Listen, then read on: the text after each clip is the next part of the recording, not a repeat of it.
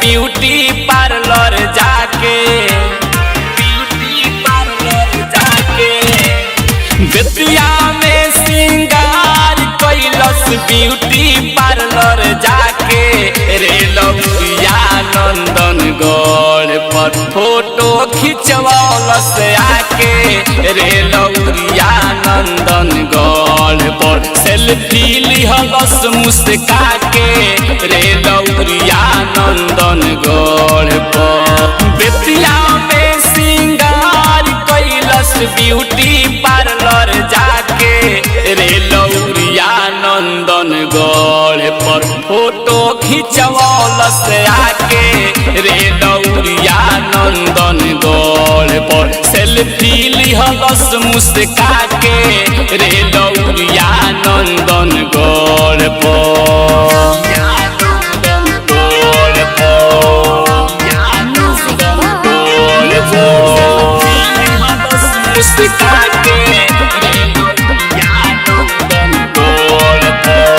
बेतिया मीना बाजार में गौरहलस जाके गहना, रामनगर में चुनरी किनलस नरकटिया गजलहंगा।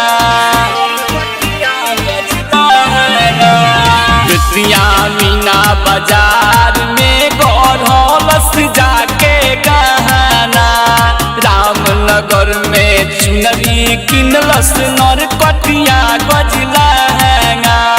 जनपतिया में चोली सियलस फीता से नपवा के रे लौरिया नंदनगढ़ पर फोटो खिंचवलस आके रे लौरिया नंदनगढ़ पर सेल्फी लिहलस मुस्का के रे लौरिया नंदनगढ़ पर।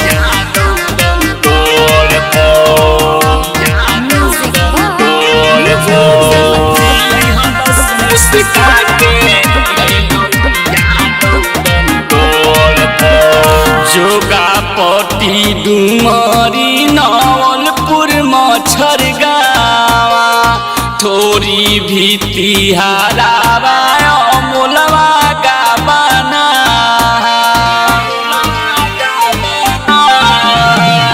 जोगापटी डुमरी नवलपुर मच्छर गावा, थोड़ी भी हारावा अमोलवा